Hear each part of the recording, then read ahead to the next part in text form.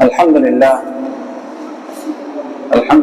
رب العالمين والصلاة والسلام على رسوله الكريم أما بعد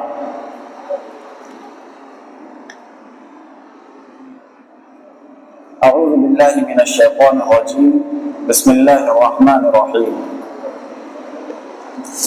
شهد الله أنه لا إله إلا هو والملائكة وأولو العلم قائما بالقسط صدق الله العظيم وقال النبي صلی اللہ علیہ وسلم ان من البیان لسحرا.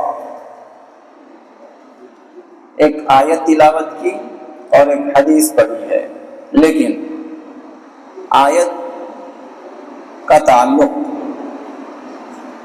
اس بات پر ہے کہ انسان کے اندر وحدت کی صفت ہونی چاہیے، وہ اس بات کی گواہی دے کہ صرف ایک ہے، اور اس کی گواہی سب سے پہلے خود خدا دیتا ہے، اور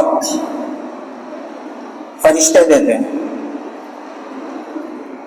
اور ساتھ ہی ساتھ اللہ ہی نے کہا کہ اس کی گواہی ہر اہل علم دیتا ہے، اور اہل علم میں سب سے بڑھ کر انبیاء ہوتے ہیں. انبیاء سے زیادہ علم کسی کے پاس نہیں ہو سکتا، یہاں تک کہ اگر دنیا کا سب سے بڑا سائنٹسٹ ہو،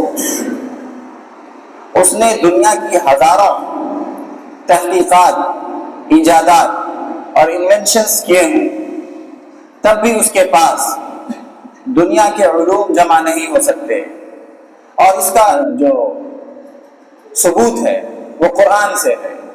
قرآن کہتا ہے وَعَلَّمَ آدَمَ الْأَسْمَاءَ كُلَّهَا. نبی کو اللہ نے تمام علوم عطا کیے، اور اسی کا مظہر نبی در نبی، قوم در قوم، امت در امت، اب تک اور تا قیامت تسلسل چلتا ہی رہے گا اور باقی رہے گا. لیکن سوال اہم یہ ہے کہ یہ علم کس کے پاس منتقل ہوتا ہے. اور آپ کو پتا ہونا چاہیے کہ علم کے انتقال کے لیے، علم منتقل ہو اس کے لیے ایک زبان جو شگفتہ ہو، جس شخص کو زبان کی شیفتگی سے کچھ وابستگی ہو، اسی کے پاس یہ چیز پائی جا سکتی ہے. کیونکہ جس کی زبان میں چاشنی نہ ہو اور زبان میں جادو نہ ہو، اسے لوگوں کے دلوں کو موڑنا نہ آتا ہو، باتیں کرتا ہو تو کوئی سنتا نہ ہو، تو کیا سمجھتے ہیں کہ کیا اس کی بات سنی جائے گی؟ کبھی بھی نہیں، کبھی نہیں. اور سب سے بڑے جو زبان آور ہوتے ہیں وہ انبیاء ہوتے ہیں. انبیاء کو سب سے اچھی اور شگفتہ زبان عطا کی جاتی ہے، تبھی وہ لوگوں کے دلوں کو مسحور کرتے ہیں. اس لیے میں نے حدیث پڑھی، آپ صلی اللہ علیہ وسلم نے فرمایا ہے کہ ان من البیان لسحرا. یہ جو بیان ہے، زبان آوری ہے، یہ ایک جادو ہے. الفاظ کوئی بھی کہہ سکتا ہے، الفاظ کی ادائیگی کسی کی زبان سے بھی ہو سکتی ہے، لیکن ادائیگی میں وہ حسن ہو، ادائیگی میں وہ تاثیر ہو، ادائیگی آپ کی پوری مکمل ہو، ادائیگی کا آپ نے حق پورا پورا ادا کیا ہو، تب جا کر کہا جا سکتا ہے کہ آپ ایک اچھے مقرر ہیں، اچھے خطیب ہیں. اگر صرف آپ نے عقل کو جھنجھوڑا ہے، اگر آپ نے صرف عقل کو ٹھیس پہنچائی ہے، عقل کو مہمیز دیا ہے، تو اس کا مطلب ہے کہ آپ خطیب نہیں ہیں، آپ ایک مدرس ہیں، آپ ایک فلسفی ہیں، آپ خطیب نہیں ہیں. لیکن اگر آپ نے جذبات کو بھی چھیڑا اور سامعین کو عمل پر آمادہ کر دیا ہو، آپ کی زبان سے وہ آواز نکلے کہ سامعین خود بخود آپ کی آواز پر لبیک کہنا شروع کر دیں، اور آپ خود بخود عمل کرنے کے لیے آمادہ ہو جائیں، اسے کہتے ہیں خطیب. اگر آپ کی باتوں سے سامنے والے صرف فائدہ اٹھا لیں علم کے اعتبار سے تو وہ مدرس ہوتا ہے. آپ نے لاجیکلی کسی کو بات سمجھا دی, منطقیانہ آپ کا اسلوب ہے, آپ نے مستدل اور دلائل کے ساتھ اپنی بات سامنے پیش کر دی, آپ ایک مدرس اور ایک فلسفی ہو سکتے ہیں, لیکن آپ ایک خطیب ہو ہی نہیں سکتے. خطیب کے لیے ضروری کیا ہے؟ دونوں کا سنگم. آپ کے استدلال کی قوت زبردست ہو, آپ جو بات بیاں کریں وہ مربوط ہو, مدلل ہو, دلائل کی روشنی میں آپ کی بات ہو, زبان کی تاثیر آپ کے اندر موجود ہو, اور ساتھ ساتھ جذبات کی فراوانی ہو. اگر جذبات کی فراوانی نہیں ہوئی تو آپ کی باتوں پر عمل نہیں ہوگا. مولانا ابوالکلام آزاد کے یہ الفاظ ہیں, کون سے؟ کہ جب تک خطیب کے اندر جذبات کی فراوانی نہ ہو تو وہ خطیب کہلانے کے لائق ہی نہیں ہے. آپ کو معلوم ہونا چاہیے مولانا ابوالکلام آزاد کتنے بڑے خطیب تھے. ان کی کتابیں بڑی مشہور ہیں, آپ کو انہیں پڑھنا چاہیے, جن میں گل رانا ہے, خطبات آزاد بھی ہیں. آپ کو ضرور مطالعہ کرنا چاہیے. اگر آپ ان کا مطالعہ کرتے ہیں تو واقعی آپ کی زبان بھی حقیقتاً زبان بنے, لیکن اس کے لیے آپ کو بڑی محنت کی ضرورت پڑتی ہے, زبان کا سہارا لینا پڑتا ہے. اور ہمیں اور آپ کو یہ پتا ہونا چاہیے روز اول سے خطابت اور انسان دونوں ساتھ ساتھ چلے ہیں, دونوں کی عمر برابر ہے, یکساں ہے, کسی کی عمر میں ایک سیکنڈ کا بھی فرق نہیں ہے. جس دن انسان پیدا ہوا اسی دن سے خطابت اس کے ساتھ ہے. وہ الگ بات ہے کہ اس کا مذہب اور اس نے کو سامنے لانے کا جو ہنر ہے, اسے بروئے کار لانے کا جو ہنر ہے, اس نے اسے کب سیکھا یہ سوال الگ ہے, لیکن خطابت اور انسان دونوں کی عمر برابر ہے.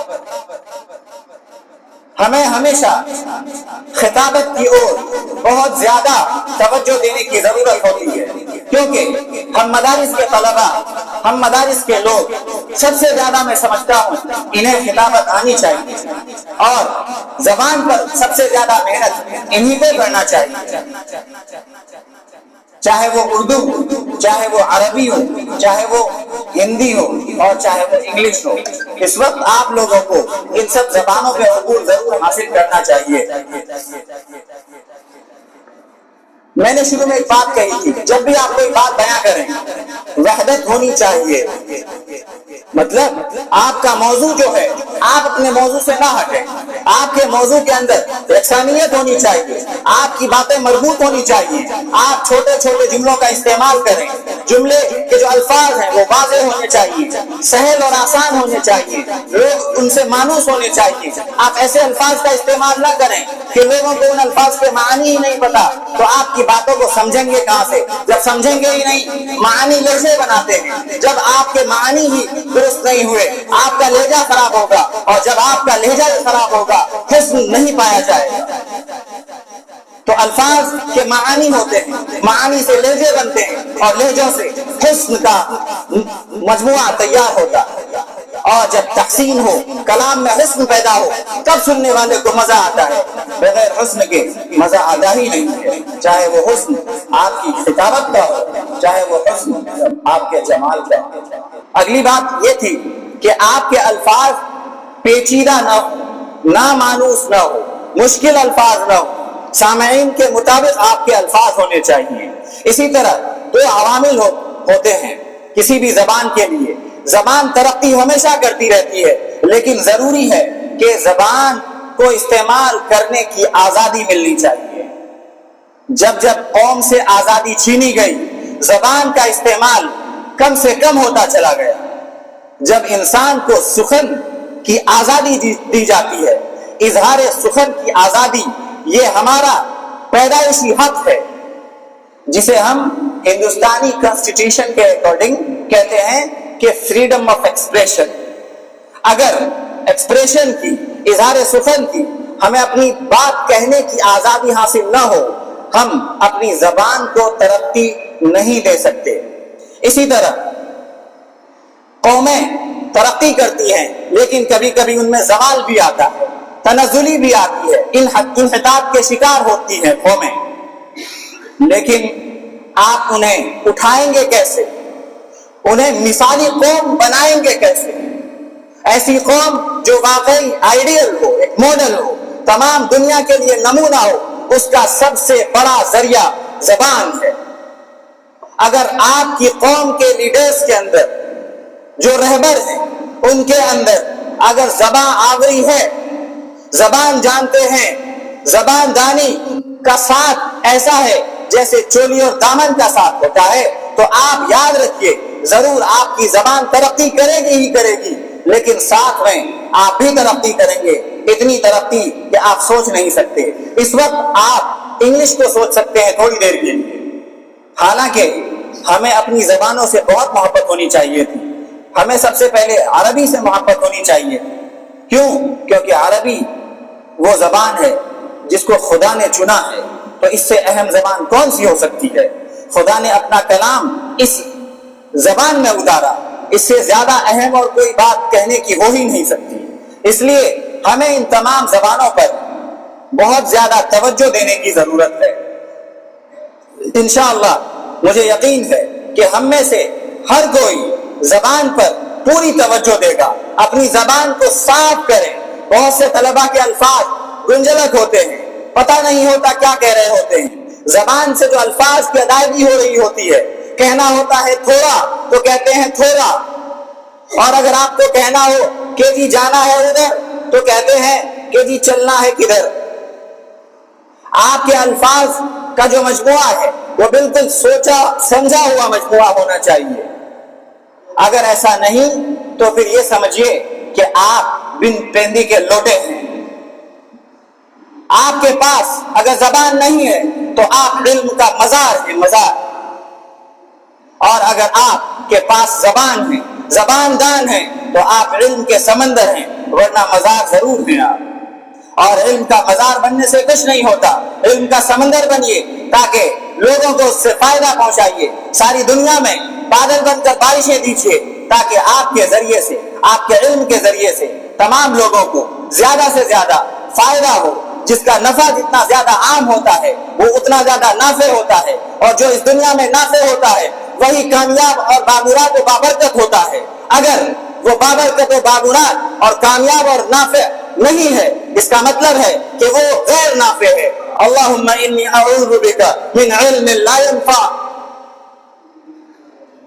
علم جو نافع نہ ہو اس سے پناہ مانگنی چاہیے۔ علم نافع اسی وقت ہوتا ہے جب آپ علم کے سمندر ہوتے ہیں اور آپ کے پاس زبان اچھی اور شیریں ہوتی ہے۔ میں اپنی بات زیادہ طویل نہ کروں، میں اپنے طلباء سے بس آخری کچھ پوائنٹس یہ کہنا چاہتا ہوں۔ جب بھی آپ خطابت کو سامنے پیش کرنا چاہیں تو کوشش کریں کہ چھوٹے چھوٹے الفاظ کا استعمال ہو، یعنی الفاظ چھوٹے چھوٹے ہوں، زیادہ بڑے کی ضرورت نہیں ہے۔ انگلش میں کم سے کم 50 حروف کے بھی الفاظ پائے جاتے ہیں، آپ کو پتا ہونا چاہیے۔ تو آپ کے الفاظ چھوٹے چھوٹے ہونے چاہیے، الفاظ مانوس اور پسندیدہ ہونے چاہیے۔ نمبر 2، فکر و خیال کو پیش کرنے کا انداز لاجیکل بیسڈ ہونا چاہیے، منطقی انداز میں آپ بات کریں، مربوط ہوں، جڑے ہوئے ہوں، جو آپ بول رہے ہوں لوگوں کے دماغ کو جھنجھوڑ رہے ہیں، لوگوں کی عقل سے موافق ہو، اس کے مخالف نہ ہو۔ منطقی انداز یہ ہوتا ہے میں بولوں کچھ، آپ سمجھیں کچھ، میں کہنا کچھ اور چاہ رہا ہوں، آپ سمجھنا کچھ اور چاہ رہے ہیں، ٹاپک دیا گیا کچھ اور، آپ بات کر رہے ہیں کچھ اور، آپ کا عنوان ہے کچھ اور آپ بول رہے ہیں کچھ اور، تو یہ منطقی لے جانے آپ کا اسلوب کا طریقہ ہونا چاہیے، وہ منطقیانہ ہونا چاہیے۔ اور جو سب سے اہم بات ہے، آپ کا فوکس، آپ کا جو مرکزی جو نقطہ نظر ہے، آپ کے مرکزی نقطہ نظر پر پورا کا پورا ارتکاز ہو، اس پر فوکس ہو۔ آپ اپنے مرکزی نقطہ نظر سے ہٹے نہ، جو بھی بات کریں، جو آپ کو عنوان ملا ہے اسی کے ارد گرد بات کریں، یہاں وہاں نہ گھومیں، یہاں وہاں کی باتیں نہ پھینکیں۔ اسی طرح آپ کا ہر جز آپ کے کل سے ملا ہوا ہونا چاہیے، آپ کا کل آپ کا عنوان ہے، تو آپ کی تقریر کا ہر جز آپ کے کل سے مربوط ہونے چاہیے۔ اسی طرح موضوع کے مختلف عناصر کی قدر و قیمت جان کر اس کا پورا حق ادا کریں کہ آپ کو جو موضوع دیا گیا ہے اس موضوع کے عناصر کو سمجھیں کہ آپ کے موضوع میں کن کن چیزوں پہ بات ہونی چاہیے۔ علم کے اوپر بات کرو تو علم کہتے کسے ہیں، اس کی اہمیت کیا ہے، اس کا فائدہ کیا ہے، حاصل کیسے کیا جاتا ہے، اس کے فوائد لوگوں تک پہنچائے کیسے جاتے ہیں، اس کے طرق کیا ہیں، ملتے کہاں سے ہیں، کون سا علم حاصل کرنا چاہیے، کس علم کو حاصل نہیں کرنا چاہیے، اس کے ایڈوانٹیجز اور اس کے ڈس ایڈوانٹیجز دونوں پتہ ہونے چاہیے آپ کو، اور دونوں کا ایک تجزیہ پیش کرنا آپ کے لیے ضروری ہوتا ہے۔ اور آپ کو پتا ہو کہ تقریر میں نے شروع میں جو بات کی تھی وہ میں آخر میں کہہ رہا ہوں، عقل اور جذبات دونوں کو مخاطب بنانا خطیب کے لیے ضروری ہے۔ عقل اور جذبات دونوں کو مخاطب بنانا ضروری ہے۔ عقل کو مخاطب بناتے ہیں دلائل کے ذریعے، اگر دلائل نہ ہو تو عقل ماننے کو تیار نہیں ہوتی، تو عقل اسی وقت تسلیم کرتی ہے جب آپ دلائل کی روشنی میں بات کرتے ہیں، زبان کی تاثیر اس پر اثر انگیز ہوتی ہے۔ اسی طرح جذبات کی فراوانی ہوتی ہے تو کیا ہوتا ہے، جو عوام ہے، جو سامعین ہے، اس پر عمل کرنے کے لیے تیار ہوتے ہیں۔ اللہ تعالی ہم سب کو خطیب بنائے، مخلص بنائے اور زیادہ سے زیادہ محنت کرنے کی توفیق عطا فرمائے۔ اللہ ہم سب کے عمل کو قبول فرمائے۔ وآخر دعوانا الحمدللہ رب العالمین۔